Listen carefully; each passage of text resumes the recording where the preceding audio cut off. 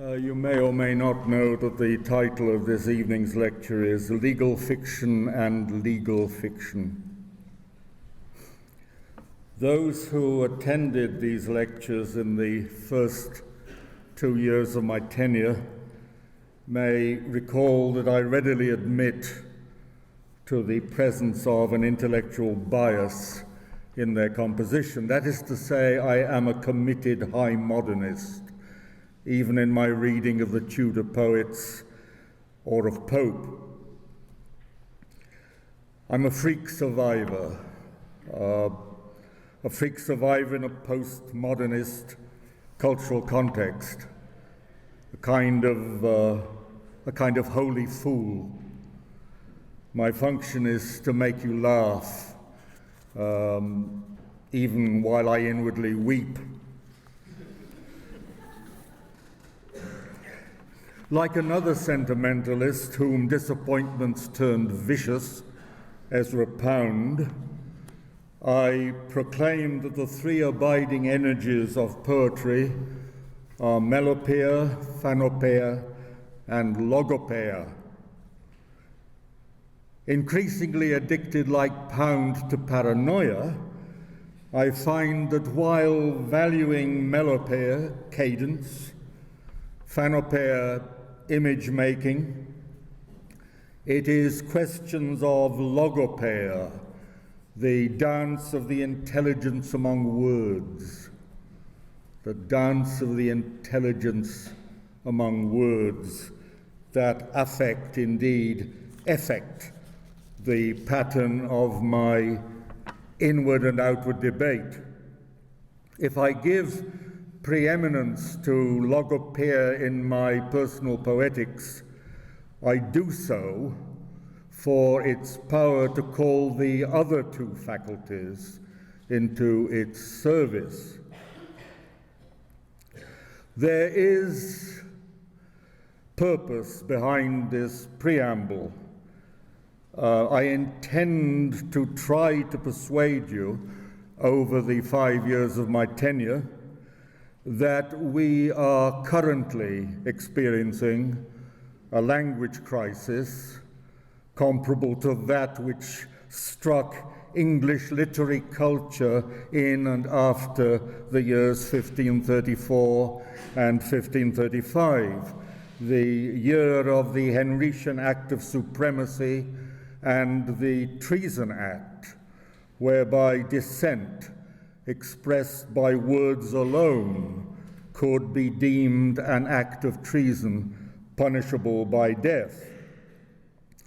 A mid-20th century parallel could perhaps be drawn with the crisis of German culture and the Nazi distortions of the German language between 1933 and 1945.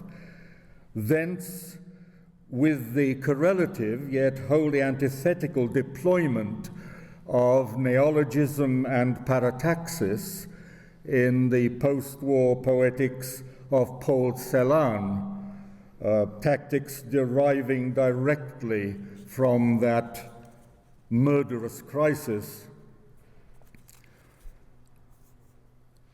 It would be nonsense to maintain, nor do I maintain, that our very lives are threatened by the things we say.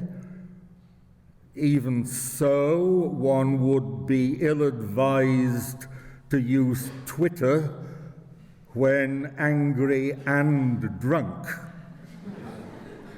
And we still regard Salman Rushdie's predicament as a chilling exception to an imagined civilized and liberal rule.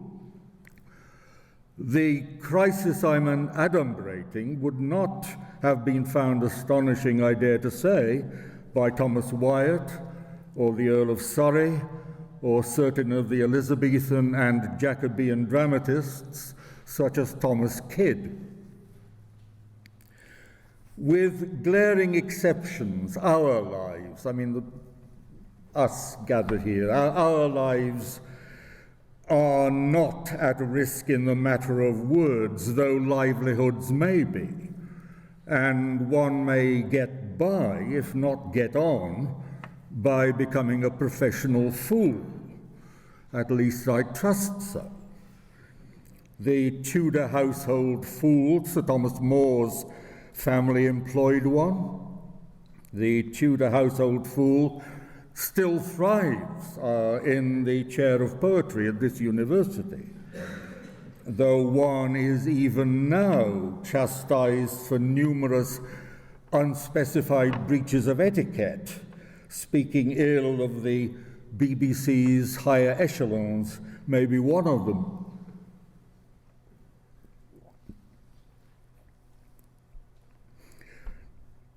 As some of you have heard me remark on previous occasions, because I don't go online in any way, I think and work almost entirely by serendipity. Serendipity works by the rule that the book which is to change your life stands next on the shelf to the book that you had come to take out from the library, and which, as often as not, the book you had wanted, I mean, turns out to be a dud. You must envisage me then reading and writing from the center of a small, intense radiance of apprehension, a miniature vortex of intuition. For someone as excited as I am by the proximity of language, words appear all the time as if they were three-dimensional. They not only strike you, they rear up and strike you. I should also say that I don't possess a photographic memory, quite the opposite. I suggest rather that mine is a palimpsestic memory. A single word that strikes it on page 50 will strike it again on page 450, or in the pages of a different text entirely. Perhaps resonating memory is a more apt phrase of description. I'm leading up to asking myself in your presence the question, why did the word deem, D-E-E-M, deem, D-E-E-M, rise up and strike me some short time ago in such a way that thenceforward it would resonate with the strength of its original encounter? But deem, the word itself, was not before a certain point of contact, a term situated within my own lexicography. At some point, quite recently, in my reading of Elizabethan Hermetic and esoteric prose, not exactly pub lunch reading, as you will appreciate, I was gifted the word. I sensed a nimbus of sorts, a kind of hovering suggestion that if I thought about this, something interesting and profitable might come. I was reading Philip Sidney's first Arcadia of 1590, in which, I'm not going to give you the plot, in which Pyrocles, cast on the shore of Phrygia, is led prisoner to the king. And here's a sentence. A prince, this prince of Phrygia, a prince wickedly sad, ever musing of horrible matters, paranoid, that's my word, not Sidney's, paranoid, who, we go back to Sidney now, deemed, though in truth wrongly, his unsuccessings proceeded of others' unwillingness to have him prosper. He deemed ill of others through his sick, paranoid imagination.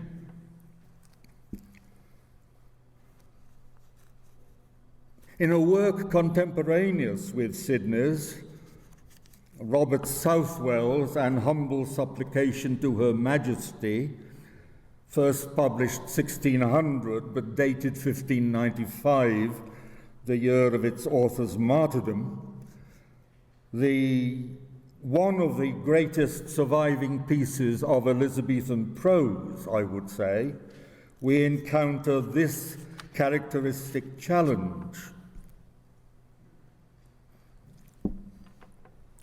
Yea, if to be a priest made by the authority of the See of Rome, and present within your highness' dominions, be a just title of treason. If they that relieve, harbour, or receive any such, be worthy to be deemed felons, then all the glorious saints of this land, whose virtue and doctrine God confirmed with many miracles, were no better than traitors, and their abettors, felons. What happens here I can best describe as a reciprocating electrical tremor between the word just and the word deemed, so that if just outside this context stands for justice, deemed means something else, mere opinion cloaked as justice, a particularly malign subtype of legal fiction, or at the best in phrases such as deemed not to swerve very far from the tenderest rules of native courtesy, implying taken to be so by superficial persons persuaded by opinions rather than the truth. This is language on a hair trigger. And poetry, great poetry, very good poetry is always on a hair trigger of sorts. The entire brief treatise by Robert Southwell is an intricate play on truth as treason and on the distortion of rightful semantics by the means of mere brute force majeure. Characteristic phrases in that piece of Southwell's, implying, though not saying in so many words, to deem, include sentences like generally accounted men, whom it is a credit to pursue, a disgrace to protect, or yet must we only be accounted unnatural, or by a special proviso ordained. Southwell employs once the verb sooth, which had nothing to do with soothing, but meant to maintain or put forward a lie as being true. Southwell's piece of pleading is entirely characteristic of one strand of Elizabethan mission prose. Compare Edmund Campion's letter to the Privy Council. This is the strand that proclaims the desired grace of equity. Equity is gracious and calls for gracefulness to invoke it, whereas the voices of the persecuting authority are noisy and ugly with falsehoods, naked and unproved words, bruited about, that is to say, noised about, bruited, noised about. If you look up the verb to deem in the 1989 second edition set of the OED, which is the way I still do it by manual labor, hauling it off the bottom shelf, you discover that to deem means for the most part to judge. The implication that it might signify to form an opinion merely, enters the list of definitions and at sense 6, where it is to form the opinion, to be of opinion, to judge, conclude, think, consider, hold. Though one must also take in note A that these significations are venerable, originating prior to 800 of the Common Era, and secondly, that they compass what the OED terms the ordinary current sense. Well, as is evident from that brief glimpse of the Elizabethan examples, to deem in South Wales, as in Sydney's usage, is to judge malignly on false evidence. The OED, which I customarily find more than adequate to my critical and exegetical needs, is somewhat unsustaining in this crux. One needs a number of supplementary aids, such as Stroud's Judicial Dictionary of Words and Phrases, Words and Phrases Legally Defined, and Jowett's Dictionary of English Law, where I find this.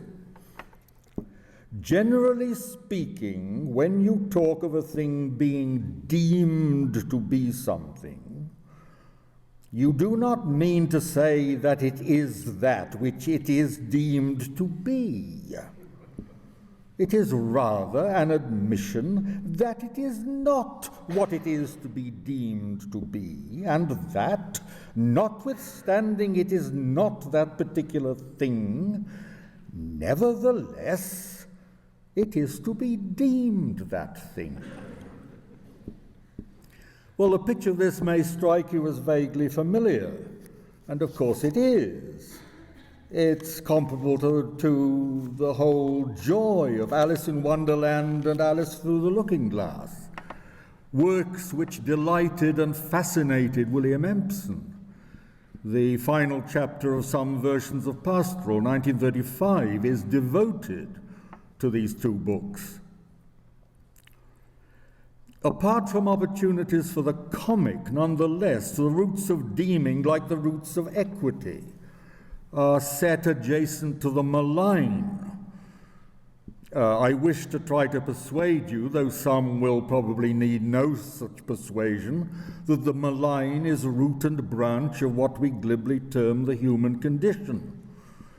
And my aim has to succeed if I am to attempt to vindicate my contention that we are currently experiencing a language crisis as drastic as that which struck English culture with the Act of Supremacy imposed by Henry VIII. Note that I say as drastic as, not identical with or identical to. I mean to imply an equivalent level and intensity of the malign, not absolutely the same form of the malign.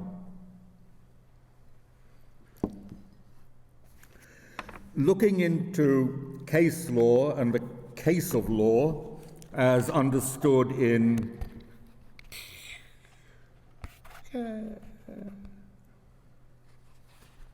malignity is before me on my very podium, because the legs are inequitable. Looking into case law and the case of law as understood in Tudor England, I find that in formal terms it is necessary to distinguish legal fiction from cavilling or cavallation. Cavallation, OED, the use of legal quibbles so as to overreach or defraud, hence chicanery and overreaching sophistry. Cavallation is said by one of the authorities I've consulted to be dangerously close to legal fiction. The implication being that whereas legal fiction may be the assumption made that something false is true in the name of equity, Cavallation is the assertion that something false is true in order to justify torture or expropriation or condemnation to a traitor's death.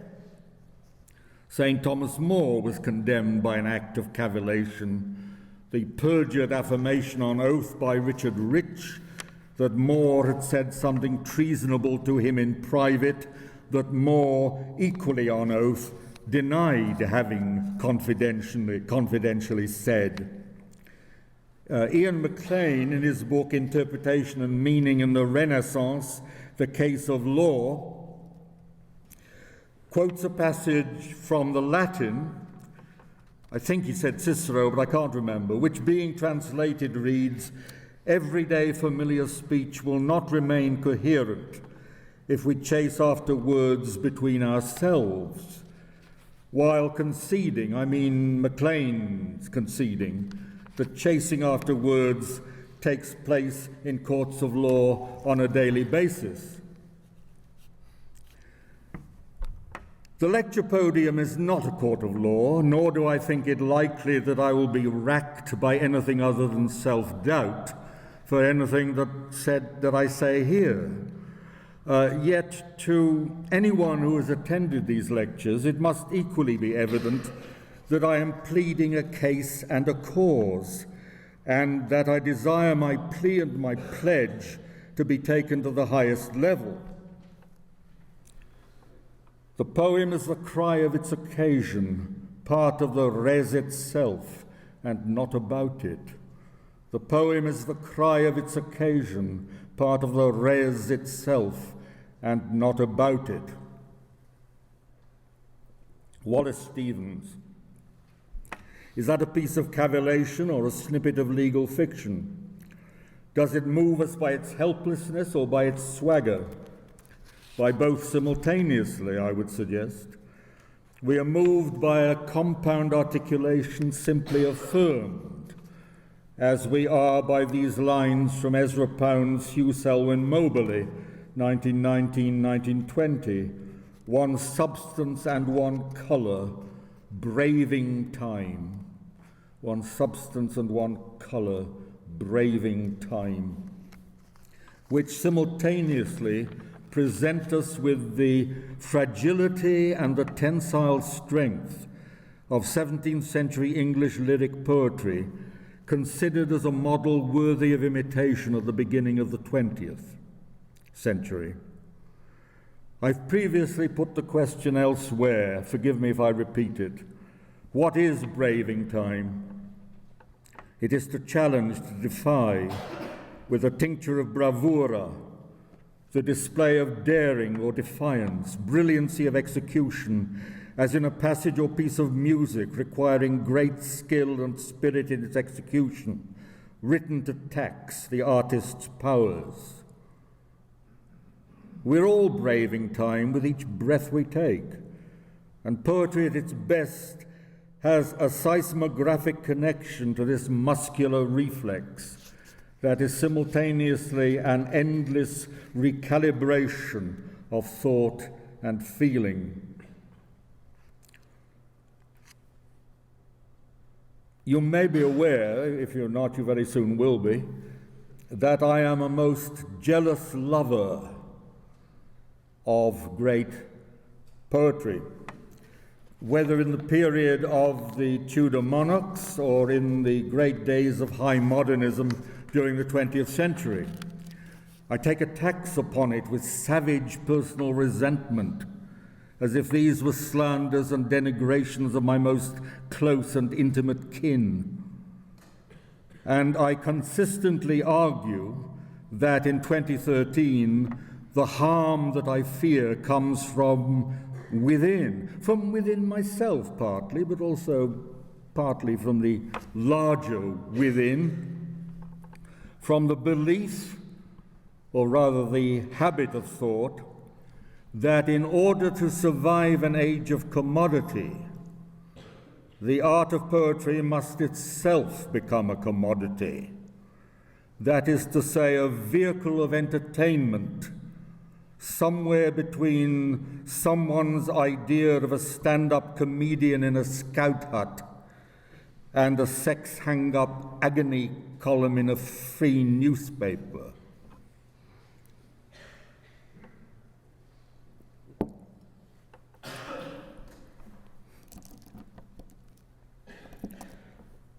Law makes long spokes of the short stakes of men. Your well-fenced-out real estate of mind, no high flat of the nomad citizen looks over or train leaves behind. Your rights extend under and above your claim without bound, your own land in heaven and hell, your part of earth's surface and mass the same, of all cosmos volume and all stars as well. Your rights reach down where all owners meet, in hell's pointed exclusive conclave. At earth's center, your spun farm's root still on that axis dwells, and up through galaxies, a growing sector. You are nomad yet. The lighthouse beam you own flashes like Lucifer through the firmament. Earth's axis varies. Your dark central cone wavers, a candle shadow at the end. Quies est solum, eos est usque ad caelum et ad inferos. Whosoever has exclusive right to the land possesses also the rights above and beneath the property. This very old legal formulation, this very old piece of legal fiction, became actually a very important legal consideration during the vast Victorian expansion of coal mining. While in the earliest days of flying, General Pitt Rivers brought down with his elephant gun a lath and canvas aeroplane, killing the pilot. He was acquitted. He was acquitted of murder on the plea that the plane was trespassing on his land. And because it was necessary to have this piece of legal fiction abrogated when mass civilian air travel and satellite technology became an everyday occurrence. These aspects are pithily and wittily set out in a very recent essay on Empson's poem, Legal Fiction, published in Essays in Criticism late in 2012. The author is Marcus Waith. My own remarks draw largely on this piece and add nothing new. As a slight gesture, though, in the vague direction of specious originality, a piece of my own legal fiction, I could perhaps say that the theme of Empson's poem, the theme of it, is one that would not have crossed my mind in any imaginative cruise that I might have undergone to essay for myself as a piece of formal verse. And the reason I adduce for this occlusion is class. C-L-A-S-S. I mean, the whole notion of class is really, they tell me, defunct, so I thought I would spell it. Empson was the youngest child, important detail that, the youngest child used not, except in catastrophic circumstances, to inherit. Empson was the youngest child of Arthur Reginald Empson of Yokefleet Hall in the East Riding of Yorkshire, landowner and squire. Had I been brought up close to Yokefleet Hall, I would have touched my forelock. I had a forelock to touch.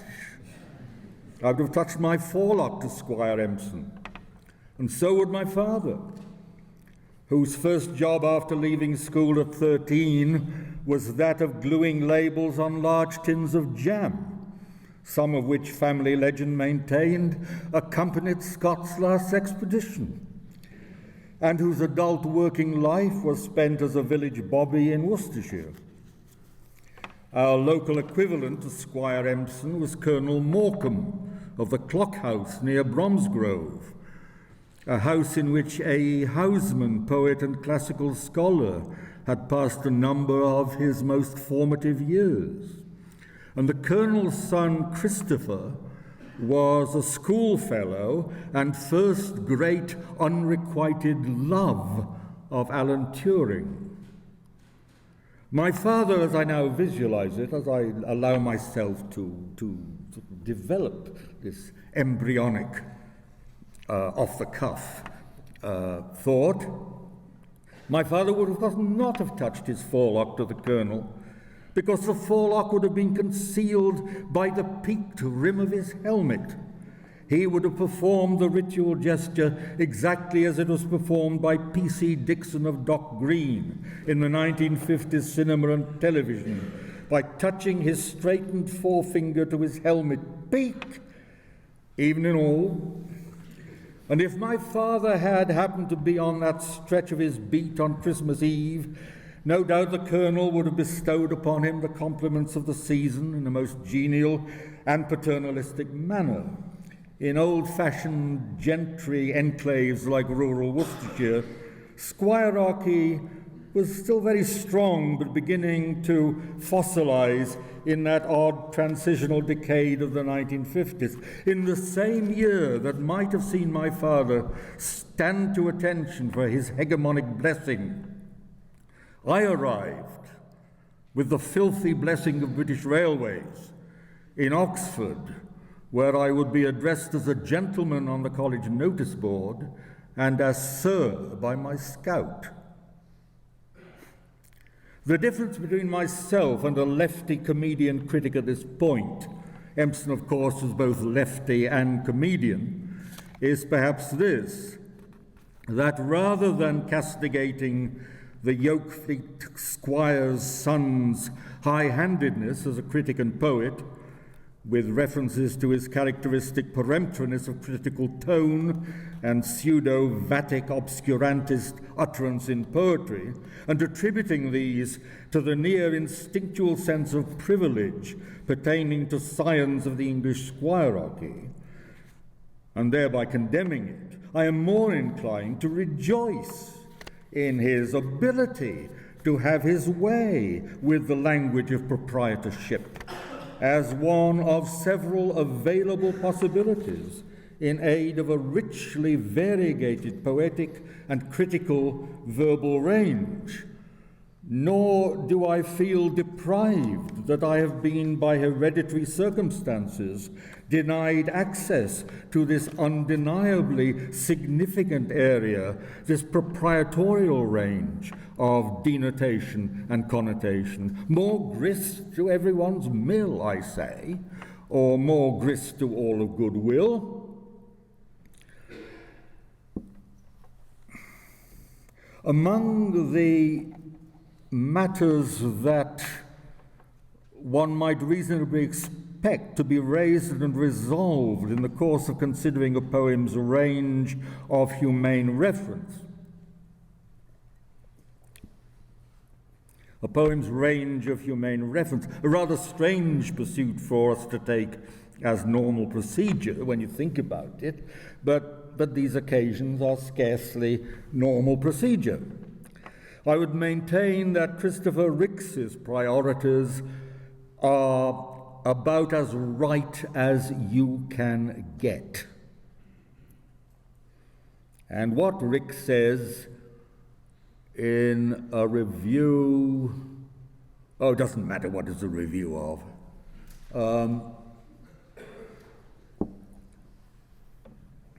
What he says: does poetic order correspond in any detailed way to social order? What sort of regime is maintained in a particular verse structure? And does one enter it as a tourist or as a tax-paying citizen? Does poetic order correspond in any detailed way to social order? What sort of regime is maintained in a particular verse structure? And does one enter it as a tourist or as a tax-paying citizen? These are questions that are worth asking and attempting to answer, even though, at some level, these reasonable questions sometimes become vertiginous. The significance to me, and I do not doubt to some like-minded others, of Rix's questions is that one can sense them resonate as much in the poetry of Wyatt at the court of Henry VIII as in and to the poetry of Empson or Auden or Louis MacNeice or Ted Hughes or Philip Larkin. I ought at this point to say more concerning Empson's legal fiction, although I've conceded that Marcus Waith's recent discussion has admirably preempted mine. For Waith, I would say, Empson's poem has a double nucleus of implication. The first of these may be semi-anecdotal, and Waith picks up the point from Empson himself, who left by the time of his death, had left a vast number of annotations to his own poems in various places, on recordings, in collections, and so on. Very, probably more amply self-annotated than any 20th century poet I can think of, though I see someone shaking their head, and I may be wrong.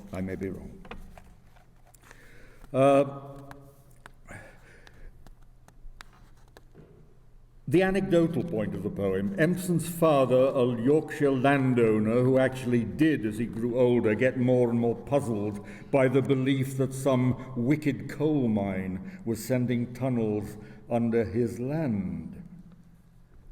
The equal part of the double nucleus comprises what Waith terms metaphysical connotations, which lead us away from the legal and material emphasis to mental effects and affects. Waith's phrase opens for me into a vista of manifold implications, all of which turn on the matter of what rhetoric, chiefly its major subdivision poetics, is. Because I do think that poetics is a major subdivision of rhetoric, what it is and what it is for. If you take any poem and describe as closely and as accurately as you can its effectives, meter, rhyme scheme, tropes, its mental affects occur or show up with an effect of breathtaking naturalness as matters pertaining both to the poem itself as a formal structure and to the imaginative position in which the poem enables us to position ourselves. The tautology is intentional there. And how and why the verbal effectives and affects, cleverly engineered by the son of a Yorkshire landowner, should so command the delighted attention of the adolescent son of a Worcestershire police constable, so that the adolescent oik was allowed to feel that he'd been granted access to a domain of equitable potentiality, is a question that for the space of 60 years has not ceased to enthrall me. And it is some of that enthrallment that in my notoriously pedantic way I am trying to communicate in these lectures. Why should it?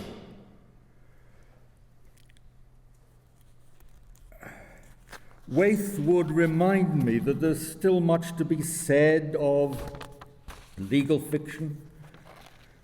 We see then a strain of peculiarly Empsonian thought here implicated in the strands and fibres of the language. Your rights extend under and above your claim without bound. You own land in heaven and hell, stanza 2, lines 1 to 2. Your rights reach down where all owners meet in hell's pointed exclusive conclave at earth's center, stanza 3, lines 1 to 2. The poem was first published in 1928.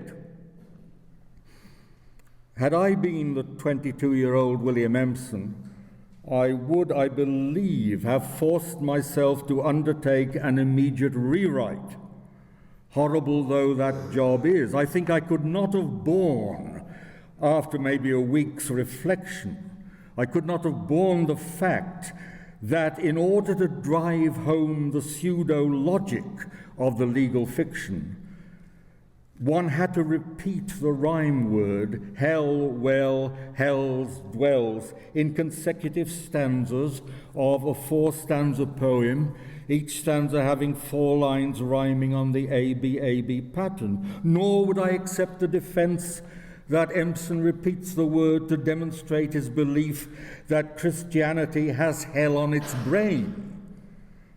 I would fear not accusations of blasphemy. I would fear accusations of poverty-stricken invention. And I would surrender the ethos to the technic, which in the end, I think one has to do. And when one has surrendered ethos to the technic, one finds that one has saved the ethos after all.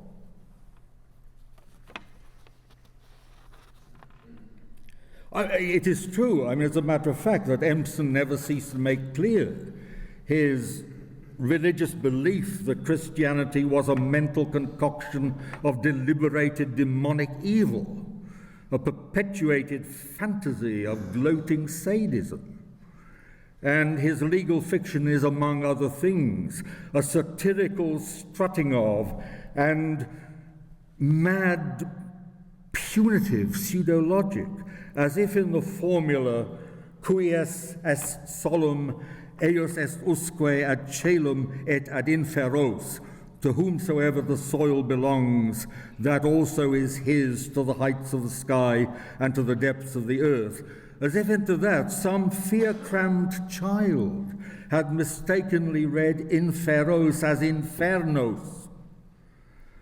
Therefore, according to such moral mislogic, damnation has the inevitability of a Euclidean theorem, and the equally groundless contention that your claims astronomically expand merely correlate your imperium with that of Lucifer. Empson's poem has a powerful, macabre, jokey power, provided that we acknowledge it as being effectively dated by its very selection of its area of moral concentration, as being a 1930s parody of 300 and more years of terrorist theology and maybe 60-odd years of Marxist anti-capitalist diatribe. Real estate is iniquitous capital. It is also, in some hereditary fashion, the echo of Charles Wesley's evangelical pleading, nor leave me in my lost estate, nor curse me with this want of love, where estate means A, mortal condition subject to divine penalties, and B, Adam's freehold in Eden forfeited by original sin.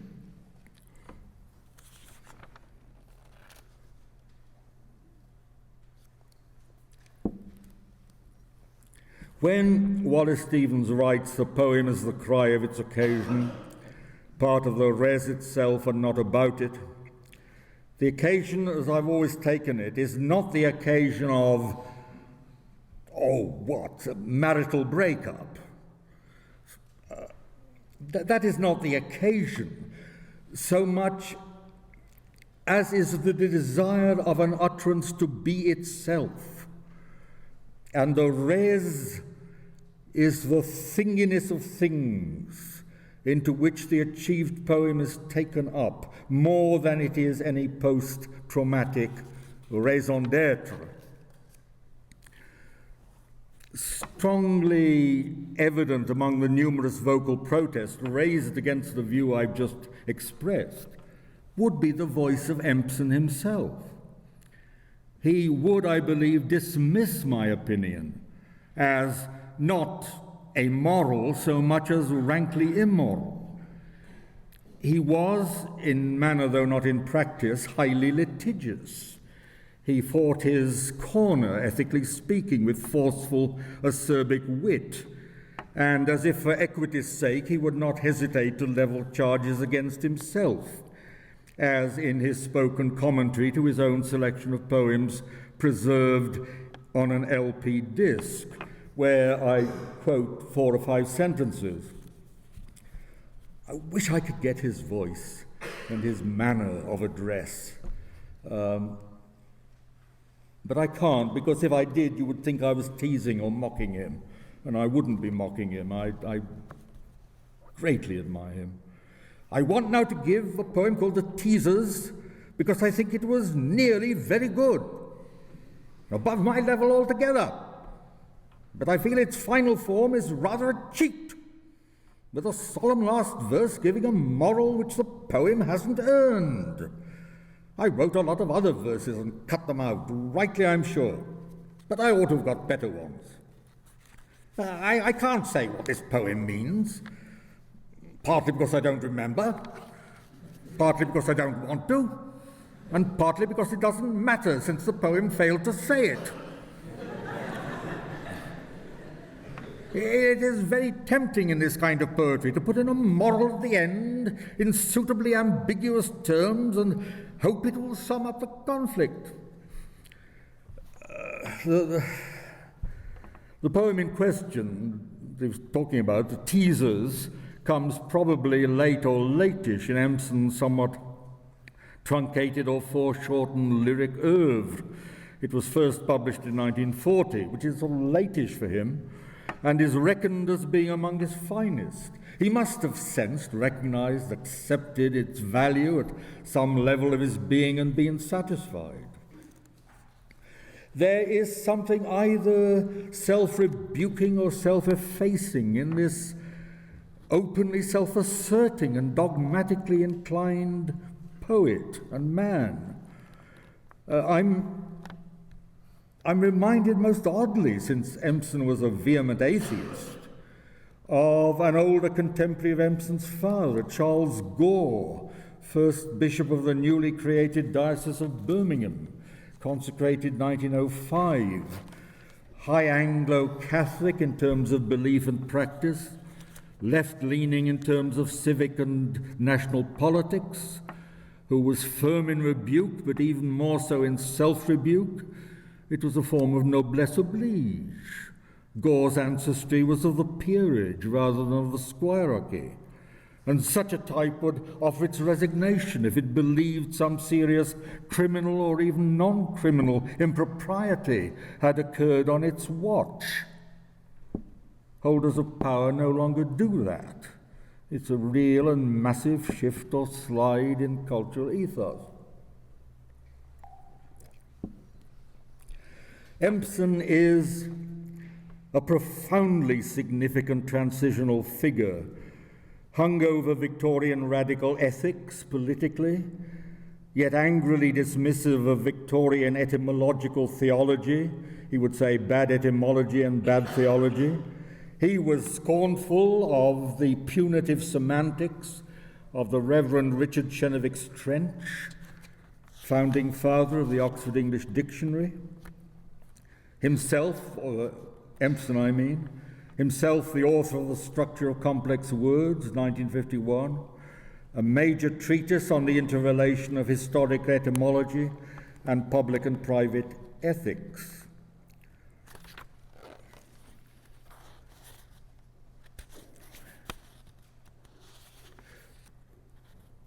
Gore wrote some things on literature. Again, it was considered natural in those days for a theologian to interest himself in Shakespeare or Wordsworth.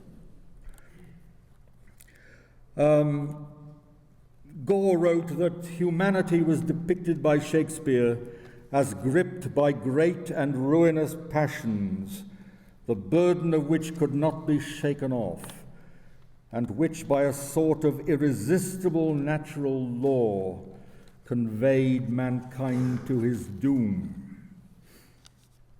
And it's fair to claim, I suggest, that Empson's poem Legal Fiction plays seriously, although in wittily po-faced manner, with the notion of humanity conveyed to his doom as being gripped by a sort of irresistible natural law, which in this poem Empson imagines as the legal fiction that whosoever owns property owns the earth beneath the property down to hell, and the sky and space above the property out to where Lucifer totters in his pride, and therefore is in an inescapable situation. It is, as I say, a po-faced joke. It's a po-faced joke about Marxist indignation as much as about the hideousness of Calvinist penal predestination, but also about aspects of the human personality and character that are beyond a joke: greed of possession, hunger for status, aped in Empson's poem by the use of the Miltonic, hellish word conclave, a mingling of false propriety with things proprietorial. Marcus Waith's essay, to which I've made reference, must be read. I mean, must be read by anybody who wants to take these ideas further. If you don't, then don't read it. It must be read, and I have to state a personal gratitude to him for dealing gently with a critical obtuseness of mine, perpetrated 50 years ago, minus 12 months. In 1964, I was already 32. But wrote literary criticism like a dim sixth former. I'm a late developer, which is why I take this job so seriously. A sophisticate wouldn't. So attend. You won't hear lectures like this again. I'm not fully persuaded, after all, that what Dr. Waith terms the metaphysical connotations in Empson's poem lead us away from legal and material emphasis to mental effects and affects, as if this involves some change of textual and textural complexion partway through the address. I should say that Empson pitches things high, semantically speaking, from the first line on, and that the textural complexion of his poetry is always fairly ruddy. Law makes long spokes of the short stakes of men. Your well fenced out, real estate of mind, no high flat of the nomad citizen looks over or train leaves behind. Your rights extend under and above your claim without bound. You own land in heaven and hell, you're part of Earth's surface and mass, the same, of all cosmos volume and all stars as well. Your rights reach down where all owners meet, in hell's pointed exclusive conclave, at Earth's center, your spun farm's root still on that axis dwells, and up through galaxies a growing sector. You are nomad yet.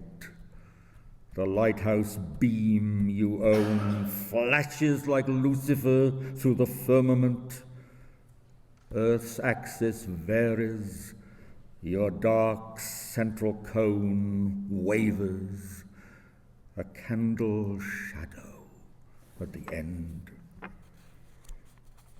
It all really comes down to a matter of turning psychological distress into technic, into matters, real problems of technical stress.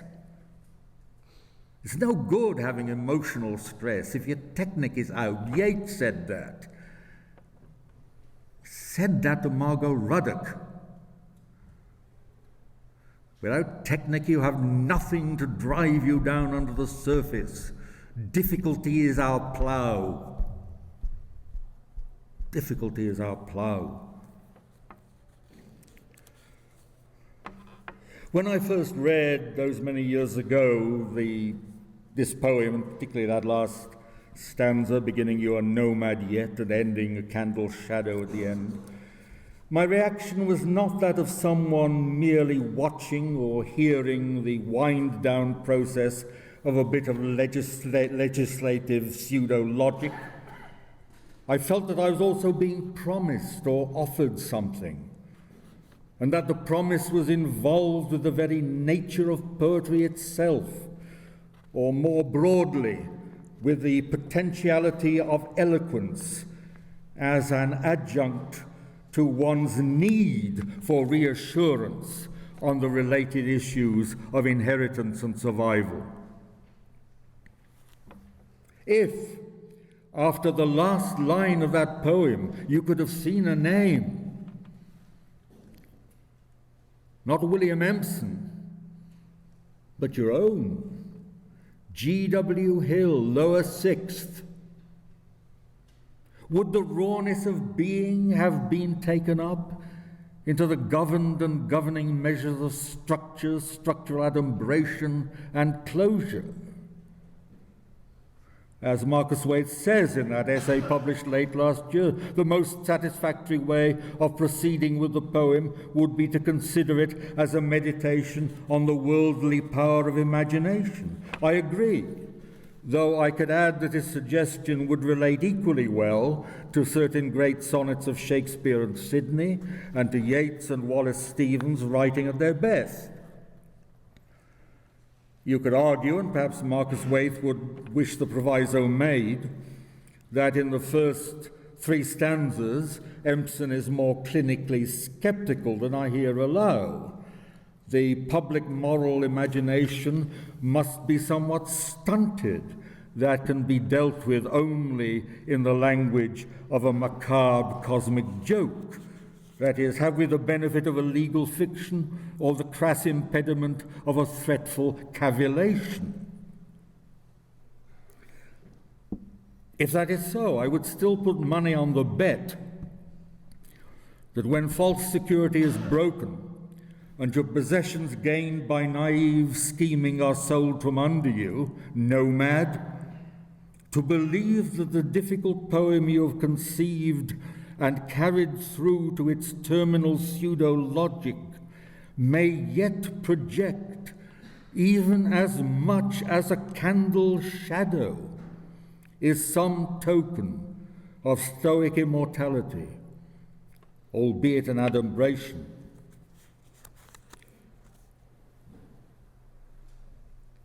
Empson is very good with final adumbrations. Winter will come and all her leaves will go. We do not know what skeleton endures. Carry at least her parasites below. That's from a poem called The Ants. It is meant to be a love poem, W. Empson said later, much later in 1957. Stars, how much further from me fill my night. Strange that she too should be inaccessible, who shares my sun. He curtains her from sight, and but in darkness is she visible. This latter quatrain brings to an end Empson's poem To an Old Lady, also a poem of 1928, the year in which the poet turned 22. So much of the poems that we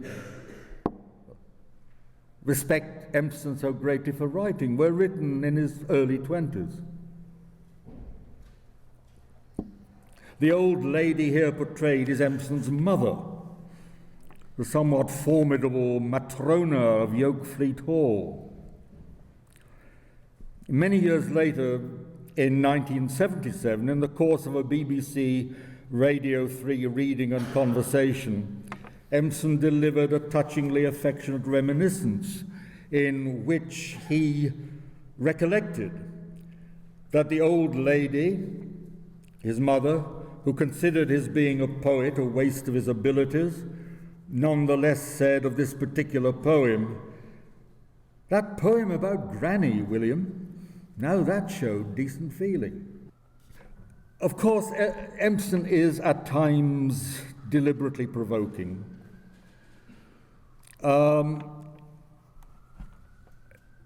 But it's a serious provocation. He's seriously provocative in the way that some of the most courageous 19th century ethical writers, like T.H. Green, were provoking.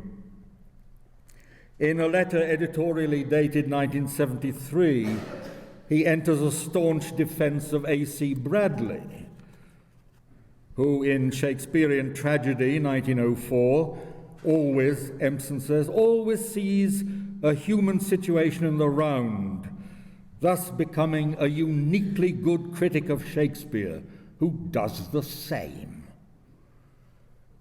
Empson's major difference with Bradley involves what he termed the older critics' pietistic view that Lear dies of a passion of joy, merely because to accept that he dies in despair and in a reversion to despairing rage is a possibility that most later cultural timidities find insupportable.